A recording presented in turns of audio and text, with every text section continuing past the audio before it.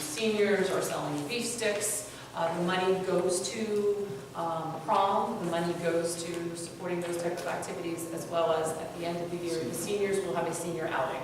So they vote cohesively. We are not involved in that vote. They go in as a class. Their officers meet. They decide on some options, 2 to 3 options. They then take that back to their senior class. They vote on where they want to go on their senior outing.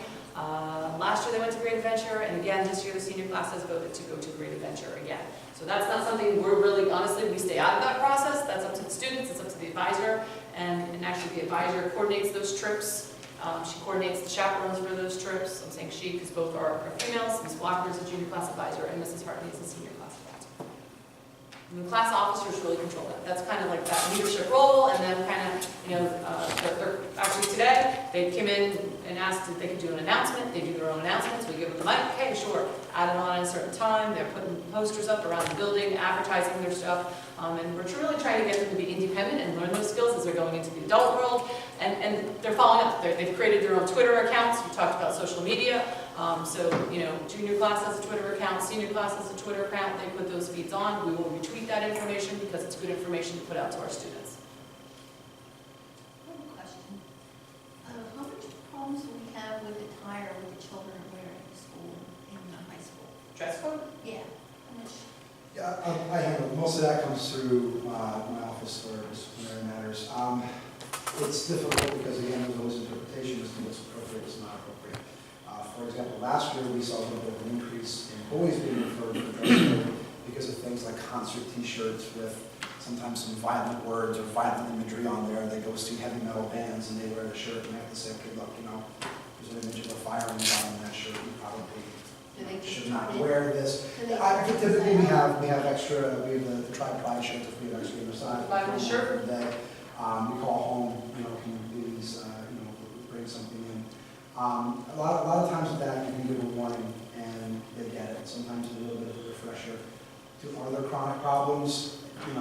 Less than 10 kids, I'd say, are chronic problems with that, where then I would have to institute detention or something along those lines. So I'm going to call home. Can you bring X in? Or I can just say, look, it's not terrible, but yes, technically it does violate. Can you please not wear that on the next day? And all that information, just so when Dave and I transitioned last year, that previously they stopped doing what was a new student and freshman orientation. We started that back up last year. It's been well received. Each year it's been packed. Definitely over 200 plus people. With that night, that is held in August prior to students coming back to school. We bring them into the auditorium. We go through our rules or regulations. Of course, we give a summary. We went through all 49 pages. You'd be there very long. So we give a summary. We talk about the key points. Dress code, obviously, something we talk about. We emphasize Lehighton Area High School as well. The school spirit bill was created for the school, which was donated several years ago. We talk about that and how it permeates into the district. And we open up with that. Students are provided a tour of the building. Again, we use our upperclassmen to do that. They come back that evening. They help provide that tour.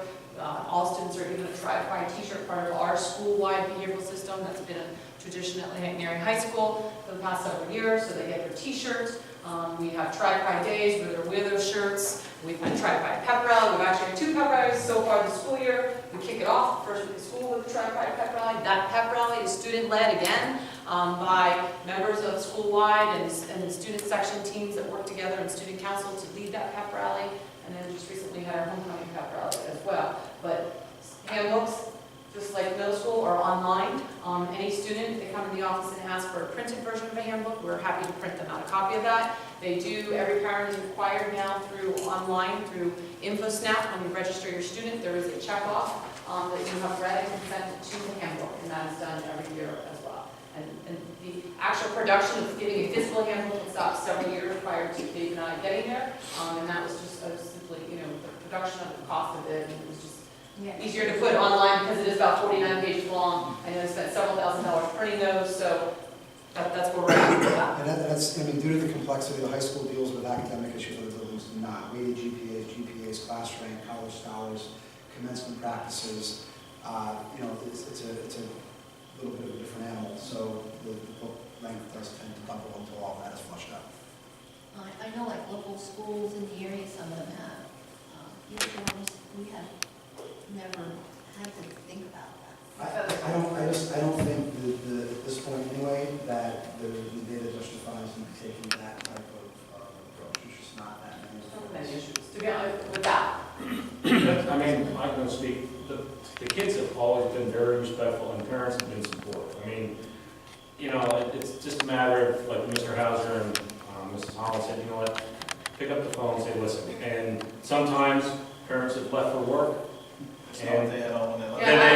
I'm thinking, personally, this current school year, 2 months in, I've had one dress referral to me, and that was for a particular girl who had ripped jeans, and they went fairly high, and it was a concern. Student came to me, we had a discussion, and honestly, she dialed in a friend. Like, we do that a lot. If they can't get home, like, we dial in a friend for a pair of tights or a pair of sweats, and maybe they're in the locker room, maybe they're in the car, and we try not to make a big deal. The reality is we want to get them back in class learning, because that's where they need to be, and not wasting time sitting in a room worrying about and embarrassing someone, because, hey, you know what?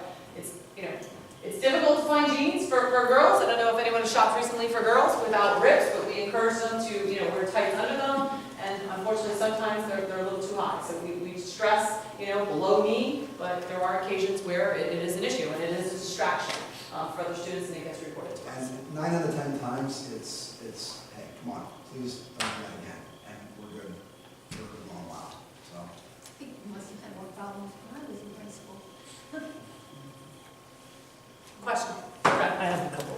One real easy. So when you were talking about the college scholar program, you did mention that the carpool, that has nothing to do with the kids and school itself. Like the College Scholars are a completely separate program from those who also take dual enrollment classes in the Okay, building. so when you were saying about how they get there, that has nothing to do with the school. Okay, I just want to make sure there's no liability that kids are traveling during school time. No, there's a whole permission There's a form whole, process. that's a whole nother process, like I said, there's a full application process for it, and Mr. Cleaver, the last school board meeting that I did speak, he said that the handbook is like a work in progress, so to speak. It could be altered at any moment. I know you said that you did it over the summer so that it was going through the next school year. So just to backtrack, if we were to put in any revisions, not revisions, but maybe clarity on this, is that something that could be interjected into this current year? And If the board would wish to put, technically the recommendation could come at it, the board would vote to add that to it, then we'd have to notify the parents that this, was revised and this was, we have to go through that process. all of our handbooks K-12 were submitted for the July board meeting, and they were approved at the July board meeting for Well, this year. I'm and just saying, but I was that's the there, time frame yeah. of this year. You were there. yeah, I was there. So my main thing is, going into this year, I had certain concerns. And I think the area that I was mostly concerned about was like the student rights, and I don't want to rehash that or whatever.